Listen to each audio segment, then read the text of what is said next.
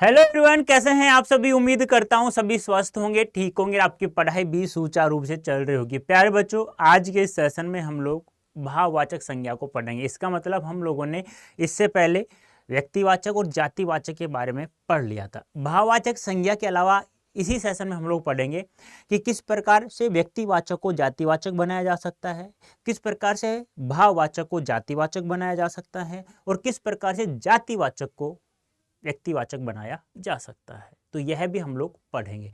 तो जल्दी से पढ़ाने से पहले उम्मीद करता हूँ आप लोगों को व्यक्ति और जाति में कोई दिक्कत तो नहीं है ना, और दिक्कत भी है, कोई समस्या आ भी रही है ना बेटा। पहली बात तो कोई दिक्कत नहीं होगी, क्योंकि मैंने विश्वास दिलाया था अच्छे से पढ़ना, चाहे पढ़ो कम ही पर अच्छे से पढ़ो यार। क्योंकि अब की बार हमें ना सीयूईटी 2024 के एग्जाम में हमें 200/200 यानी 200 में 200 मार्क्स चाहिए मुझे, प्रत्येक बच्चे को जो भी मेरे से पढ़ रहा है। ठीक है, तो जल्दी से आप लोग वही रोजाना की तरह सेशन को शेयर और लाइक कर दीजिएगा। मैं स्टार्ट करता हूं, जल्दी से कर दीजिएगा फटाफट। ठीक है, तो बेटा भाववाचक संज्ञा के बारे में, ये संज्ञा का पाठ तीसरा है जिसे कहते हैं, यानी प्रकार है जो भाववाचक संज्ञा। क्या है? भाववाचक संज्ञा। अब आप लोग मुझे बता सकते हैं कि भाववाचक संज्ञा किसे कहते हैं, क्या होती है भाववाचक संज्ञा? बताइए जल्दी से मुझे, क्या होती है भाववाचक संज्ञा? यानी जिन संज्ञा शब्दों के द्वारा भाव का बोध हो। किसका बोध हो? भाव। अब भाव क्या होता है? यानी हम ये भी कह सकते हैं किसी व्यक्ति के गुण, दोष, अवस्था आदि के बारे में, हमें दशा आदि के बारे में जब बोध हो जाता है तो उसे भी हम लोग भाववाचक संज्ञा कहते हैं। हम डायरेक्ट कह सकते हैं कि जिन संज्ञा शब्दों के द्वारा, डायरेक्ट लिख दो आप लोग कि जिन संज्ञा शब्दों के द्वारा भाव का बोध हो। जिन संज्ञा, मैं वैसे समझा दूंगा आप लोगों को, जिन संज्ञा शब्दों के द्वारा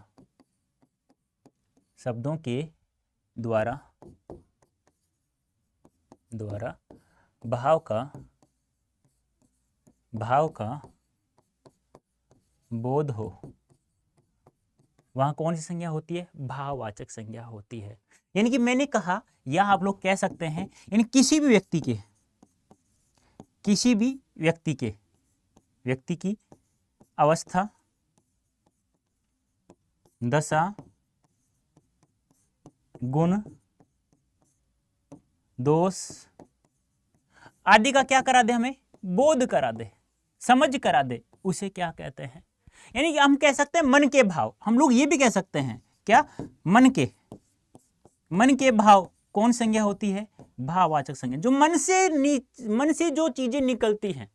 यानी कि जैसे मैं कहूं आप लोगों से, यानी कि क्या ऐसे कैसे कह सकते हैं सर हम लोग? तो उदाहरण के लिए हम लोग कह सकते हैं जैसे ईर्ष्या। आप लोग किसी से ईर्ष्या करते हो, कैसे करते हो? घृणा मन से करते हो ना। आप लोगों को घृणा किसी से हो जाती है इस प्रकार से, छी, इस प्रकार से करते हो ना। तो मन से होता है कि अच्छा नहीं लगता आपको, सामने वाला अच्छा नहीं लगा तो आप घृणा कर रहे हो, ईर्ष्या कर रहे हो उसे, द्वेष। जैसे आपने कहा मित्रता, मन से निकलेगा तभी तो आप लोग किसी से मित्रता करोगे, डायरेक्ट थोड़ी कर लोगे। यार अच्छा भी नहीं लग रहा फिर भी दोस्ती करोगे मुझसे, ऐसा नहीं हो ही नहीं सकता। जब आप किसी से प्रेम कर रहे हैं, आपने मूवी देखी होगी, यार मैंने आपको इस नजर से कभी देखा ही नहीं, मैंने एक अच्छे दोस्त की नजर से देखा था। मैं आपसे प्रेम नहीं करता, मैं उस नजर से आपको देखता ही नहीं हूं। नजर मतलब मन नहीं कहता यार कि ये मैं इससे प्रेम करूंगा, ये तो एक अच्छी दोस्त है मेरी, अच्छा दोस्त है मेरा, सॉरी। समझ में आ रहा है ना? तो वही बात है। जैसे मानवता, आप में मानवता का गुण है, तो मानवता का गुण कैसे आया? जब मन ने कहा यार आप लोगों को ये कार्य करना चाहिए। समझ में आ रहा है ना? जैसे बचपन, अरे आप बड़े हो चुके हो, अभी बचपना है आप लोगों में, अरे है तो है, मन से निकल रही है बातें। ठीक है, अब नोट डाल के लिखो। अब ये चीजें तो हमें समझ में आ गई, लेकिन अब समझने की चीज है नोट डाल करके। भाववाचक संज्ञा का निर्माण, ध्यान रखना। नंबर 1, भाववाचक संज्ञा का निर्माण। अब तक तो हम लोगों ने पढ़ा कि व्यक्तिवाचक क्या होता है, जातिवाचक क्या होता है, भाववाचक क्या होता है, लेकिन अब हम लोग निर्माण करेंगे, और यहीं से सवाल पूछा जाता है एग्जाम में। ठीक है, भाववाचक संज्ञा का निर्माण। तो भाववाचक संज्ञा का निर्माण कैसे करेंगे? बता सकता है मुझे कोई भी स्टूडेंट? बता दो कि हमें भाववाचक संज्ञा का निर्माण करना है, कैसे करेंगे? चलो ट्रिक्स मैं बता देता हूं आप लोगों को पहले तो। यानी कोई भी शब्द है एक्स वाई जेड, कोई भी शब्द, कैसा भी शब्द, और उसके अंत में आप लोगों को प्रत्यय दिखाई दे, तो वह लगभग लगभग हम लोग कह सकते हैं, क्योंकि विशेषण में भाववाचक संज्ञा में डिफरेंस करना पड़ता है, लेकिन लगभग लगभग हम कह सकते हैं वहां पर क्या बन जाती है, भाववाचक संज्ञा बन जाती है। ये ट्रिक्स याद रखना है आप लोगों को बस। अब आप लोग कहोगे सर प्रत्यय क्या होता है, तो समझना ध्यान से। मैंने यहां लिखा मित्र, अब यहां जो ता जोड़ा है ना वो प्रत्यय ही जुड़ा हुआ है। मैंने यहां लिखा मानव, जो ता लगा हुआ है ना वो प्रत्यय ही जुड़ा है। बच्चा, बच्चा में पन प्रत्यय जोड़ दूंगा तो पन प्रत्यय जुड़ा हुआ है।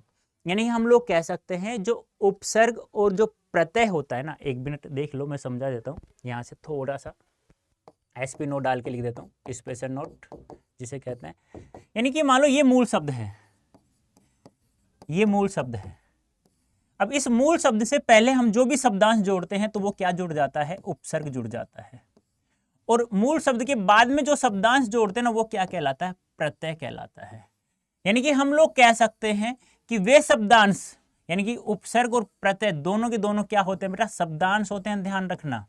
यानी शब्द का अंश, संधि विच्छेद करेंगे तो क्या हो जाएगा, शब्द धन अंश, यानी शब्द का हिस्सा। और तुम्हें पता है अर्थ किसका होता है, शब्द का होता है, शब्द के अंश का अर्थ नहीं होता है।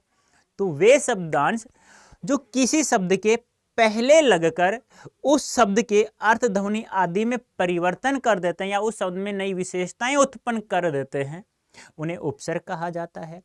और वे शब्दांश जो किसी शब्द के अंत में जुड़कर उस शब्द में नई विशेषताएं उत्पन्न कर देते हैं, उन्हें प्रत्यय कहा जाता है। तो मैंने यही बताया अभी कि किसी भी शब्द के अंत में यदि प्रत्यय जुड़ा हुआ होता है तो वह भाववाचक संज्ञा का निर्माण हो जाता है।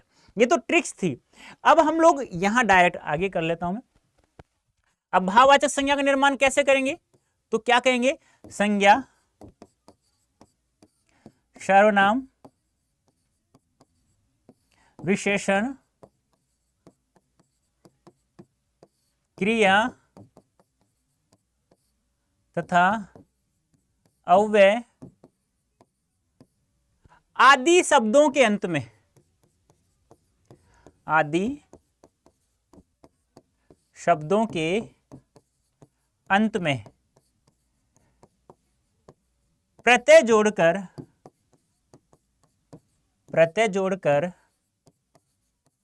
भाववाचक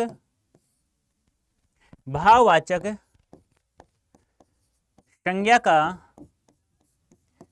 निर्माण किया जा सकता है या किया जाता है, किया जाता है या किया जा सकता है, किया जा सकता है। मैंने क्या कहा, आदि शब्दों की, यानी कोई भी हो, चाहे संज्ञा हो, चाहे सर्वनाम हो, चाहे विशेषण हो, चाहे क्रिया हो, चाहे अव्यय हो। अब अव्यय क्या होता है, अविकारी शब्द, समझ लो। ये तो आप लोगों को बाद में समझा दूंगा मैं, वैसे वह भी समझाऊंगा, लेकिन एक बार इसे समझ लो। ए धन व्यय, व्यय यानी खर्च होने वाला, खर्च होने वाला, और ए यानी नहीं, यानी कि जो कभी खर्च नहीं होता है। खर्च कैसे, परिवर्तन नहीं होता है। अरे 10 का नोट है, मान लो 2 बच्चे हैं, दोनों बच्चों को माता पिता रोजाना 10-10 रुपए देते हैं कि 5 रुपए जाने के टेम्पो का किराया, 5 रुपए आने का टेम्पो किराया। लेकिन एक होता है नालायक जो टेम्पो में नहीं जाता, कभी किसी बाइक को हाथ दिया, बैठ के चला गया, कभी मस्ती में गाता हुआ गाना चलते थे, गाते हुए, और 5 रुपए दे रहा है, मतलब 1-1.5 किलोमीटर के आसपास है स्कूल, सीधी सी बात है। तो मस्ती से पैदल पैदल चला गया दोस्तों के बीच में, और कभी कभी किसी के पीछे पीछे पीछे पीछे चला गया मस्ती से। तो 5 रुपए जाते हुए बच जाते हैं और 5 रुपए आते हुए। तो जब छुट्टी होती है स्कूल में तो किसी के पीछे भी आ सकता है, सोचता हुआ, देखता हुआ, कुछ भी। तो 10 रुपए बच गए ना, अब उसने खर्च नहीं किए, मतलब उसमें अब 10 रुपए अब छोटे वाले के पास है, जो बेचारा सीधा सा है, मेरे जैसा या आप जैसा कोई भी। तो जाते समय 5 रुपए देता है, आते समय 5 रुपए। और वो कभी बड़ा वाला नालायक है, जब कभी टेम्पो में बैठ भी जाता है, वो कहता है किराया किस बात का, चलना है इधर से, चलाना नहीं चलाना है, ऐसे दादागिरी करते हुए देखा होगा आपने लोगों को, मैंने बहुत देखा है ऐसा। हमारे जयपुर में, मतलब कॉलेज वाले लड़के होते हैं ना, हॉस्टल में जो रहते हैं, जैसे Yadav hostel, Gurjar hostel, Saini hostel, बहुत सारे हॉस्टल हैं। तो हॉस्टल इतना बोल दो, किराया कोई नहीं लेता, सीधी सी बात है। तो ऐसा आप लोगों के शहर में चलता होगा, उम्मीद है मुझे। तो वही बात यहाँ मैं कह रहा हूँ। तो देखो, जैसे उदाहरण के लिए, जैसे कोई भी संज्ञा शब्द, जैसे मैंने कहा विष्णु, अब इसमें त्व प्रत्यय जोड़ देता हूं तो क्या हो जाता है, विष्णुत्व। तो ये क्या बन गया, ये भाववाचक संज्ञा का निर्माण हो गया, संज्ञा से मैंने बनाया है। जैसे मैंने कहा शिव, त्व प्रत्यय जोड़ दिया तो क्या हो जाएगा, शिवत्व। ठीक है। जैसे मैंने कहा, बच्चा, पन प्रत्यय जोड़ दिया तो क्या हो जाएगा, बचपन। इस प्रकार से हम लोग भाववाचक संज्ञा का निर्माण कर सकते हैं, चाहे तो कोई व्यक्तिवाचक हो, चाहे कोई जातिवाचक ही क्यों न हो। ठीक है, समझ में आ रहा है। हाँ, आगे जैसे कि मान लो कोई सर्वनाम ले लेता हूं, जैसे अपना, पन प्रत्यय जोड़ देता हूं तो क्या हो जाता है, अपनापन। और त्व प्रत्यय जोड़ दूं तो क्या हो जाएगा, अपनत्व। बात समझ में आ रही है, नहीं आ रही है। तो वही बात है, मेरा कहने का मतलब क्या है, कोई भी शब्द हो एक्स वाई जेड, ऐसा कोई भी शब्द हो जिसमें हम लोग, जिस शब्द में हम लोग प्रत्यय जोड़ देते हैं तो वह शब्द किसका निर्माण हो जाता है, किसका निर्माण, भाववाचक संज्ञा का निर्माण हो जाता है। ये आप लोगों को ध्यान में रखना है। ठीक है। हाँ, अब ऐसे ही मान लो मैं कोई भी शब्द बोलूं तो आप लोग क्या प्रत्यय जोड़ करके क्या भाववाचक संज्ञा का निर्माण कर सकते हैं, यस या नो, कमेंट बॉक्स में जल्दी से मुझे बताओ, कर सकते हैं क्या, नहीं, या कर सकते हैं, नहीं कर सकते, कर सकते हैं तो बताओ मुझे। जैसे अहम है, इसमें कार प्रत्यय जोड़ दो तो क्या हो जाएगा, अहंकार। जैसे प्राय है, जोड़ो, इसमें पन प्रत्यय जोड़ दो तो क्या हो जाएगा, प्रायापन। जोड़ सकते हो, नहीं जोड़ सकते। ऐसे कोई विशेषण शब्द लो, जल्दी से मुझे बताओ, जल्दी से। जैसे लड़ है, बताओ क्या होगा, बता सकते हैं,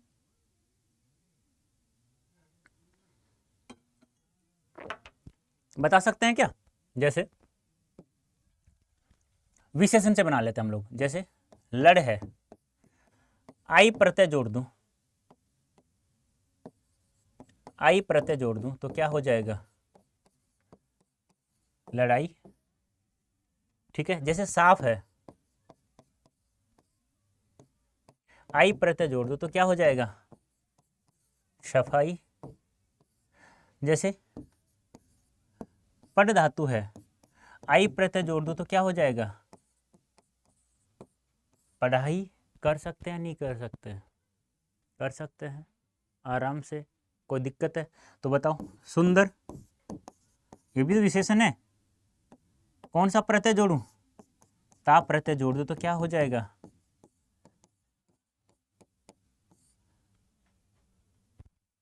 कर सकते हैं या नहीं कर सकते, यस या नो, कर सकते हैं। तो ऐसे ही हम लोग कोई क्रिया ले लो, अरे सॉरी, अच्छा हम विशेषण ले रहे थे ना, ये तो क्रिया का हो गया बेटा, ये साफ विशेषण का हो गया, और ये क्रिया का, ये क्रिया और ये क्रिया। ठीक है, और ये विशेषण हो गया है। ठीक है, ये ध्यान आपको रखना है थोड़ा। और जैसे मीठा, आस प्रत्यय जोड़ दूं तो क्या हो जाएगा, विशेषण, मिठास। भाववाचक संज्ञा का निर्माण हो गया है। ठीक है, ये आप लोगों को ध्यान में रखना है। और भी हम लोग उदाहरण बहुत ले सकते हैं यार, चिंता मत करो आप लोग। जैसे मैं बोल, जैसे ऊपर है, क्या है, ऊपर को क्या आप लोग बदल सकते हो, नहीं बदल सकते, ये इसका हम लोग प्रयोग नहीं कर सकते हैं। कहने का तात्पर्य क्या है कि यह क्या है, एक अव्यय है। ई प्रत्यय जोड़ दूंगा मैं तो क्या हो जाएगा, ऊपरी। जैसे भीतर है, भीतर है, ई प्रत्यय जोड़ दूं तो क्या हो जाएगा, भीतरी। अव्यय से भी हम लोग बना सकते हैं। जैसे ऊंचा है, आई प्रत्यय जोड़ दूं तो क्या हो जाएगा, ऊंचाई। कर सकते हैं या नहीं कर सकते हैं, तो बताइए मुझे। मम में ऐसा मैं क्या जोड़ूं जिससे कि वो भाववाचक संज्ञा का निर्माण हो जाए। ममत्व, और मम क्या है, मेरा। मेरा क्या है, सर्वनाम। तो सर्वनाम में मम में त्व प्रत्यय जोड़ूंगा तो क्या हो जाएगा, ममत्व। ममता का भाव जिसमें होता है। ईर्ष्या, ईर्ष्यालु। लज्जा, लज्जालु। बात समझ में आ रही ना। तो किसी भी शब्द के अंत में, एक बार वापस देख लीजिएगा, किसी भी शब्द के अंत में यदि हम लोग प्रत्यय जोड़ देते हैं तो भाववाचक संज्ञा का निर्माण कर सकते हैं, यानी किया जाता है। जैसे ये तो प्रत्यय उपसर्ग के बारे में बताया। जैसे विष्णु में तवय प्रत्यय जोड़ दो, विष्णुत्वय हो गया। शिव में तवय प्रत्यय जोड़ दो तो क्या हो जाएगा, शिवत्वय हो गया। ऐसे ही सर्वनाम शब्द होगा कोई भी, उसी सर्वनाम शब्द में हम लोग तवय प्रत्यय कोई प्रत्यय जोड़ दे तो क्या हो जाएगा। जैसे कि मान लो हम लोग देख लेते हैं, एक बार देखिए इनको।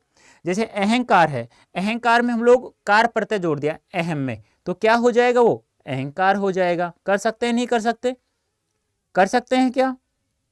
तो मुझे बताओ, गर्म में ऐसा कौन सा प्रत्यय जोड़ो जिससे भाववाचक संज्ञा का निर्माण हो जाए, बताइए जल्दी से मुझे। हाँ जल्दी से बताना। गर्म है, ऐसा कौन सा प्रत्यय जोड़ूं जिससे वह भाववाचक संज्ञा बन जाए। गर्म से क्या बनता है, गर्मी, सीधी सी बात है। तो ई प्रत्यय जोड़ दो तो क्या हो जाएगा, गर्मी हो जाएगा। कर सकते हैं नहीं कर सकते हैं, कर सकते हैं। तो ठीक है आगे चलिए, ठीक है यहां तक समझ में आ गया होगा, ठीक है। अब आगे चलते हैं।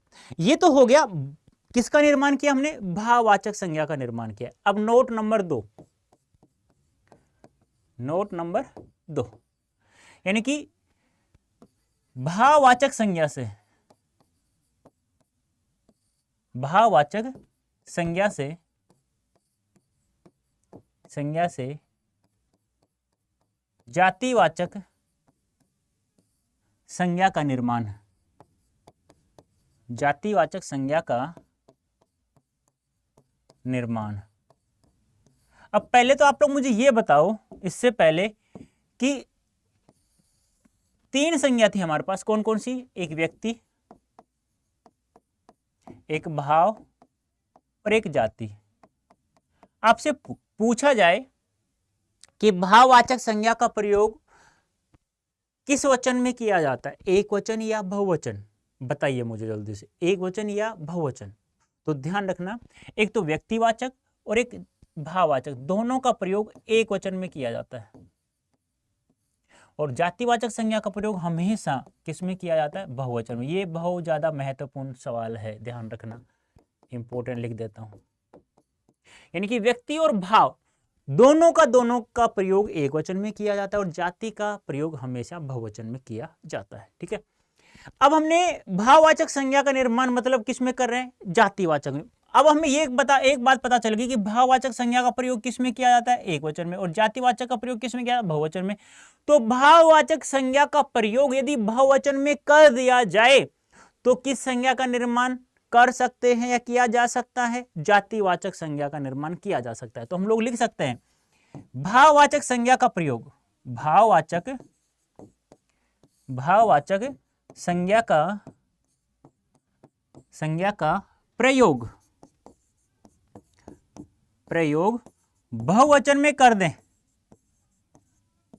बहुवचन में कर दें तो जातिवाचक संज्ञा का निर्माण हो जाता है, जातिवाचक संज्ञा का निर्माण हो जाता है। जैसे बताइए मुझे, जैसे देखो प्रार्थना शब्द है, प्रार्थना मन से बोलेंगे तो मन से निकलने वाली चीजें कैसे कहां से आती हैं, भाव से आती हैं, सीधी सीधी बात है। प्रार्थना में ये प्रत्यय जोड़ दे तो क्या हो जाएगा, प्रार्थनाएं। तो प्रार्थनाएं क्या हो गया, भाववाचक संज्ञा। अरे प्रार्थना क्या था, सॉरी जातिवाचक संज्ञा। अरे प्रार्थना क्या था, प्रार्थना भाववाचक था, क्या था, भाववाचक संज्ञा था। अब इसमें क्या जोड़ दिया, ए प्रत्यय जोड़ दिया। ए प्रत्यय जोड़ दिया तो क्या बन गया, प्रार्थनाएं, या डायरेक्ट लिखो आप लोग, ऐसे मत लिखो, ऐसे कंफ्यूज हो जाओगे पढ़ते के नाम से, तो आप लोग बहुत ज्यादा कंफ्यूज हो जाओगे। आप डायरेक्ट लिखो प्रार्थना से प्रार्थनाएं, प्रार्थना से प्रार्थनाएं,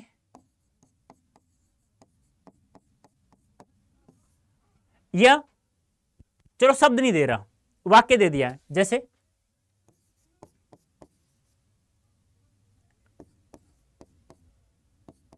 प्रार्थनाएं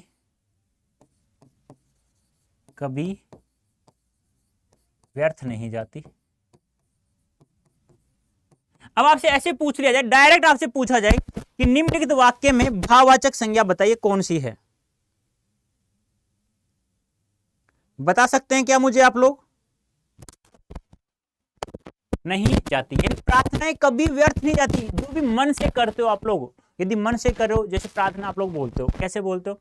आप स्कूल में जाते हो तो ऐसे ऐसे ऐसे ऐसे बोलते थे, ऐसे खड़े हो गए, और फिर क्या करते थे स्कूल में कि ऐसे, हाँ मैथ्स का टीचर नहीं आया, बल्ले बल्ले हो गई, अच्छा हो गया, ऐसे फिर दूसरे को मारे कोने से, हाँ रोहन, वो बोलेगा क्या, देखना मैथ्स का मास्टर आया नहीं आया, नहीं आया, ठीक है। अब पीछे से मारोगे, अरे अब तू देख, दोनों मोनो टीना मीना सीना जो भी है, देख मैथ्स का मास्टर नहीं आया, अरे आ गया आ गया, बस जान निकल गई। अब ऐसे आंख खोल खोल करके आप प्रार्थना करोगे तो मन से नहीं कर रहे हो, तो मन से वो प्रार्थना काम भी नहीं आती। और यदि आप मन से प्रार्थना करते हो ना तो कभी भी व्यर्थ नहीं जाती। आप लोग जिसकी प्रार्थना करते हो वो अवश्य आपकी सहायता करता है, अवश्य करता है 101%। ठीक है, तो प्रार्थनाएं कभी व्यर्थ नहीं जाती। तो प्रार्थनाएं क्या हो गया यहाँ पे, जातिवाचक संज्ञा, जैसे दूरी से दूरियां, वाक्य दे दे तो जैसे तेरे मेरे बीच में न जाने कब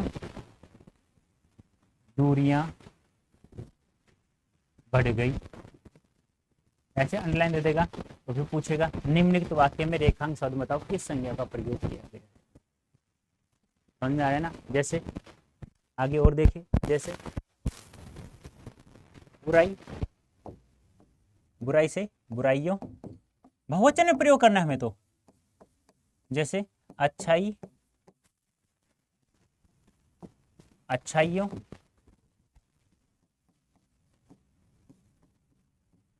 ठीक है। जैसे वाक्य में प्रयोग करें तो जैसे बुराइयों से बचो, मैं हमेशा कहता हूं बेटा बुराइयों से बचो, बुराइयों से बचो,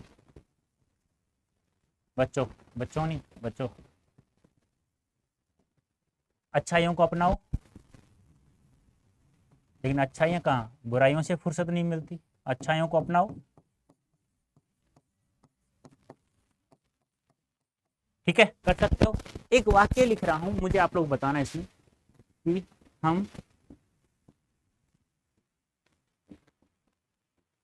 भगवान के दर्शन करने गए। अब बताओ यहाँ पे कौन सा ऐसा शब्द है जो बहुवचन है या भाववाचक का हमें थोड़ा इंडिकेट करवा रहा है, ये है। तो ध्यान रखना, दर्शन शब्द क्या है, बहुवचन है, यहाँ पर ध्यान रखना है। और यहाँ हमसे पता चल रहा है कि ये बहुवचन का प्रयोग किया जा रहा है। दर्शन शब्द हमेशा ध्यान रखना किस में आता है, बहुवचन में आता है, और जहाँ बहुवचन होता है वहाँ जातिवाचक होता है।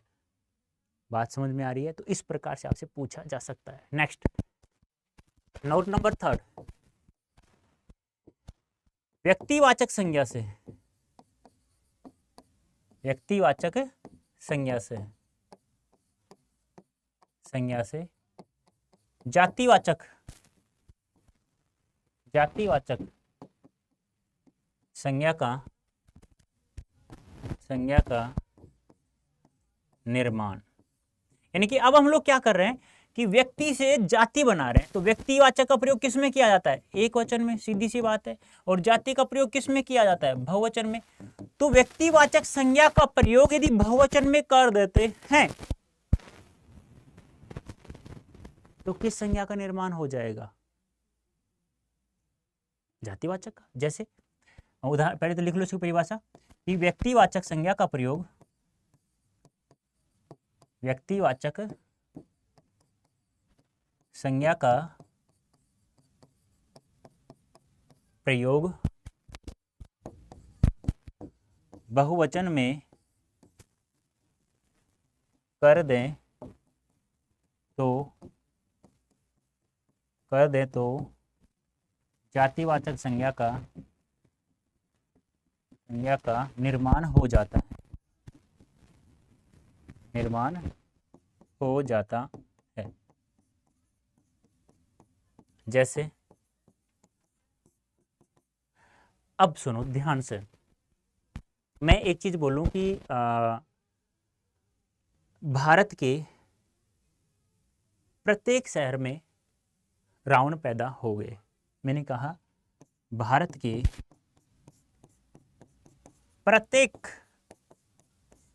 शहर में या हर शहर में या हर गली में या हर घर में, कुछ भी जोड़ दो, भारत के कोने कोने में रावण पैदा हो गए। भारत के प्रत्येक शहर में रावण पैदा हो गए, रावण पैदा हो गए। अब यहाँ देखो, भारत एक वचन था, ठीक है, रावण भी एक वचन था, ठीक है, लेकिन यहाँ देखो यार, यहाँ पैदा हो गए, बहुवचन क्रिया का प्रयोग हो रहा है। मतलब एक नहीं, एक था जिसने सीता माता का, जगदम्बा का हरण किया था, जगत जननी माँ का हरण किया था, लेकिन आज तो बहुत सारे रावण हो गए हैं जो हर सीता माँ का हरण कर रहे हैं। अरे उस बेचारे रावण ने तो कुछ भी नहीं किया था, उसने बस पकड़ करके अशोका वाटिका में रखा था। और आजकल क्या हो रहा है, आजकल तो लोग अपहरण करके मार देते हैं बेचारों को, उनका क्या दोष था। तो हर घर में, हर गली में, हर नुक्कड़ पर, चौराहे पर मतलब रावण पैदा हो गए, सीधी सी बात है। तो यहाँ बहुवचन का प्रयोग किया जा रहा है, ठीक है। जैसे उदाहरण और देखो, भामाशाहों की मेरे देश में, ऐसे लिखो, मेरे देश में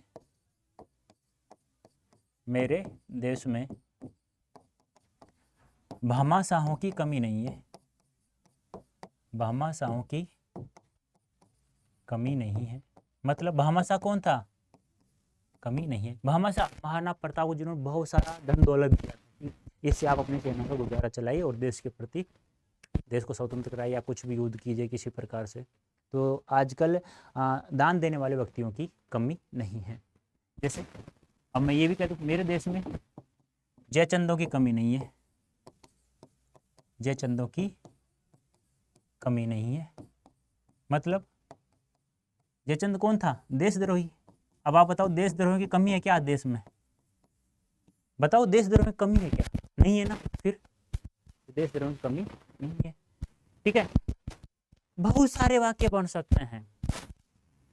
आज भारत की प्रत्येक माँ मदर टेरेसा, प्रत्येक माँ मदर टेरेसा, मदर टेरेसा एक थी, आज भी है मदर टेरेसा,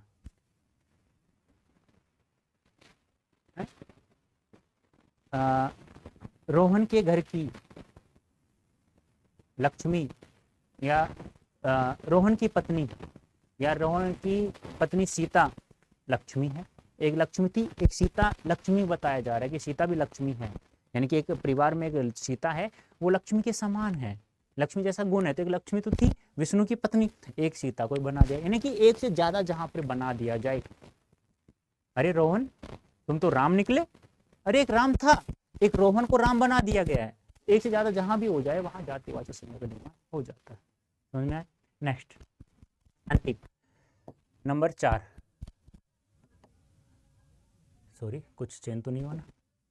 नंबर 4, जातिवाचक संज्ञा से, जातिवाचक संज्ञा से व्यक्तिवाचक संज्ञा का निर्माण, व्यक्तिवाचक संज्ञा का निर्माण, यानी अब हम क्या कर रहे हैं, जाति से व्यक्तिवाचक संज्ञा का निर्माण कर रहे हैं। और हमें पता है कि जाति का प्रयोग होता है बहुवचन में और व्यक्ति का प्रयोग होता है एक वचन में, मानते हो इस बात को। तो जातिवाचक संज्ञा का प्रयोग यदि एक वचन में कर दिया जाता है तो व्यक्तिवाचक संज्ञा का निर्माण हो जाता है। तो लिखो, परिभाषा सरल हो गई, यानी जातिवाचक संज्ञा का संज्ञा का प्रयोग एक वचन में कर दें, एक वचन में कर दें तो व्यक्तिवाचक संज्ञा का व्यक्तिवाचक संज्ञा का निर्माण हो जाता है, संज्ञा का निर्माण हो जाता है।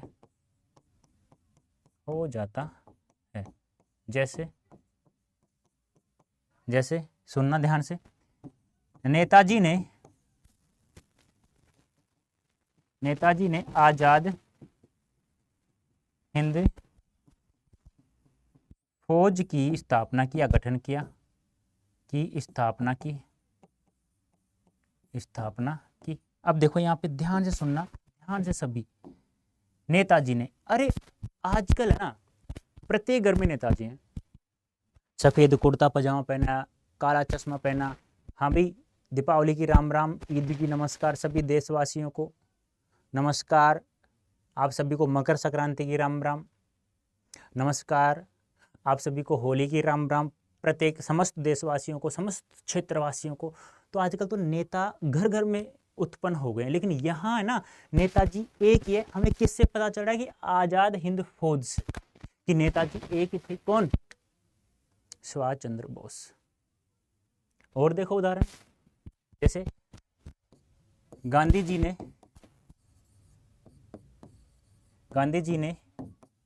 सत्य अहिंसा की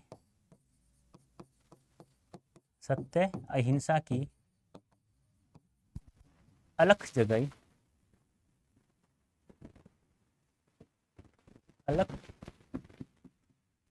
जगाई, अब देखो यहाँ पे गांधी जी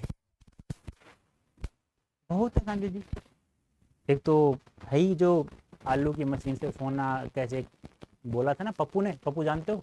कमेंट करके बताओ जल्दी से। पप्पू नाम किसका है, किस गांधी का है?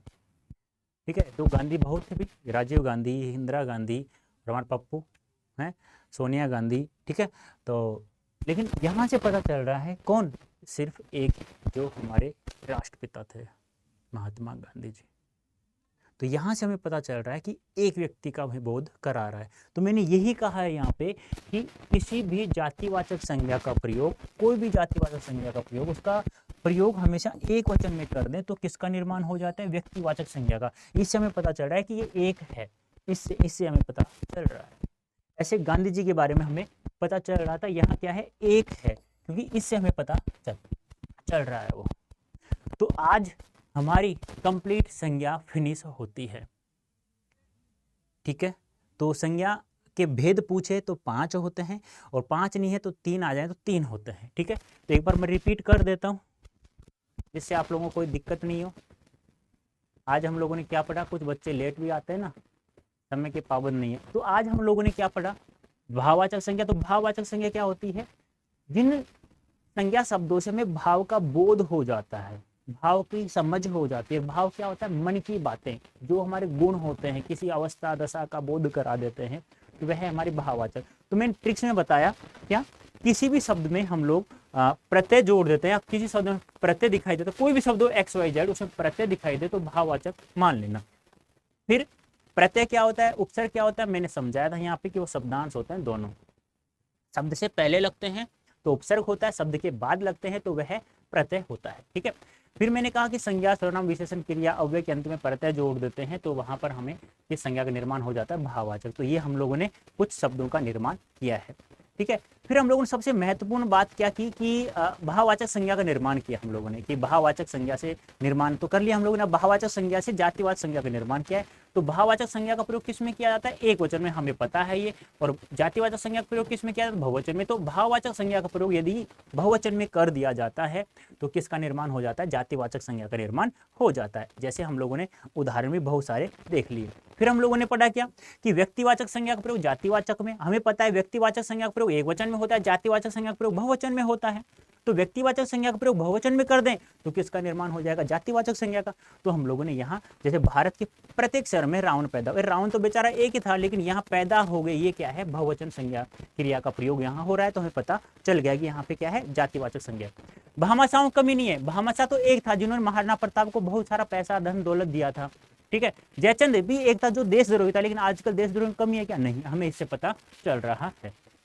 फिर हम लोगों ने जातिवाचक से व्यक्तिवाचक संज्ञा का निर्माण किया कि जातिवाचक का प्रयोग हमेशा बहुवचन में करते हैं, व्यक्तिवाचक संज्ञा का प्रयोग हमेशा एक वचन में करते हैं। तो जातिवाचक संज्ञा का प्रयोग यदि एक वचन में कर दे प्यारे बच्चों तो किसका निर्माण हो जाता है, व्यक्तिवाचक संज्ञा का प्रयोग हो जाता है। अब नेताजी तो बहुत सारे हैं जिन्होंने काला कुर्ता पजामा पहनाया, सॉरी सफेद कुर्ता पजामा सिलवाया और काला चश्मा पहना, राम राम राम राम भाई वोट देना, फलाना देना, ढिकरा देना, तो प्रत्येक घर में है। लेकिन यहाँ से हमें पता चल रहा है कि आजाद हिंद फौज से स्थापना की थी वो एक थे, नेताजी सुभाष चंद्र बोस, ऐसे हमें यहाँ पता चल रहा है। तो प्यारे बच्चों उम्मीद करता हूँ आप लोग बहुत अच्छा लगा होगा, लेकिन जो इन्फॉर्मेशन देने जा रहा हूँ प्यारे बच्चों, एक कोड है Y551। ये कोड एक सामान्य कोड है, जनरल कोड है, जिसका प्रयोग आप लोग किसी भी डोमेन सब्जेक्ट का, आर्ट्स, मैथ्स, कॉमर्स, साइंस, कोई भी आपको परचेज करना है, महापैक लेना है केवल, और कोई कोर्स में नहीं जाना, क्योंकि महापैक के बहुत सारे फायदे हैं बेटा। क्योंकि महापैक ऐसा पैक होता है जो आपके एग्जाम तक रहता है आप लोगों के पास में, और इस कोर्स से चाहे कोई सा भी आपका डोमेन सब्जेक्ट हो, कोई सा भी कोर्स हो, कोई सा महापैक हो, जिसपे आप लोग मैक्सिमम डिस्काउंट प्राप्त कर सकते हो। और कैसे प्राप्त होता है एक बार मैं बता देता हूँ, क्योंकि आज संज्ञा का टॉपिक फिनिश हो गया, तो एक बार बता ही देता हूँ मैं आप लोगों को कैसे हम लोग प्राप्त कर सकते हैं, ठीक है। हाँ सभी ध्यान से सुनना बेटा, एक मिनट।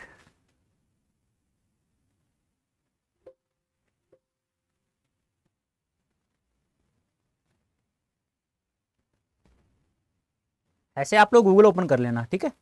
जैसे ऐसे गूगल ओपन करेंगे तो यहाँ आपको टाइप करना है अड्डा 24/7, ADDA 247। तो फिर हम लोग जाएंगे यहाँ पे इंडिया लार्जेस्ट पे, फिर हम लोग यहाँ पे ऑल कोर्सेज आ रहा है, यहाँ पे सेलेक्ट करेंगे। फिर उसके बाद हम लोग जाएंगे अंडर ग्रेड इंट्रेंस एग्जाम को सेलेक्ट करेंगे, फिर हम जाएंगे CUET में। अब यहाँ हमें महापैक पे जाना और कहीं नहीं जाना है, क्योंकि और सबकी वैलिडिटी होती है 2, 3, 4, 5 महीनों की, लेकिन ये आपके अंत तक रहेगा जब तक आपका एग्जाम होगा। अब आपका कोई भी हो डोमेन सब्जेक्ट, चाहे कॉमर्स हो, आर्ट्स हो, चाहे आपका GT लैंग्वेज हो, चाहे साइंस हो, कोई हो, XYZ एक पे सेलेक्ट करें ना, किसी भी जो भी आपका मतलब डोमेन सब्जेक्ट है। तो यहाँ आप लोगों को बाई नाउ करना है, बाई नाउ करने के बाद यहाँ आपको कोड यूज करना है Y551, ठीक है। हाँ